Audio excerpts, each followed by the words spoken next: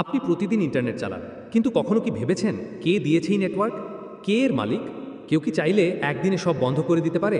কতগুলো ধাপ পার করে আপনার মোবাইলে এসে পৌঁছায় এই ইন্টারনেট? ইন্টারনেট কিভাবে কাজ করে, কে আবিষ্কার করেছে, আপনি আজকে জানতে পারবেন সব কিছুই একসাথে। চলুন ফিরে যাই 1957 সালে। সারা বিশ্ব তখন ঠান্ডা যুদ্ধের উত্তেজনায় টকবক করছে। হঠাৎই আকাশে এক গোলাকার বস্তু, না সেটা ইউএফএ নয়, এটা ছিল ইতিহাসের প্রথম কৃত্রিম স্যাটেলাইট স্পুটনিক, পাঠিয়েছে সোভিয়েত ইউনিয়ন। আশ্চর্য, আমেরিকানরা অবাক, আর সরকার তো প্রায় আতঙ্কগ্রস্ত। এই স্পুটনিক যেন সোভিয়েতদের প্রযুক্তিগত শ্রেষ্ঠত্বের এক জ্বলন্ত প্রমাণ। তখনই আমেরিকা নেয় এক ঐতিহাসিক সিদ্ধান্ত, বিজ্ঞান ও প্রযুক্তির দুনিয়ায় বিপ্লব আনতে হবে। ফলে 1958 সালে জন্ম নেয় আরপা, অ্যাডভান্স রিসার্চ প্রজেক্টস এজেন্সি।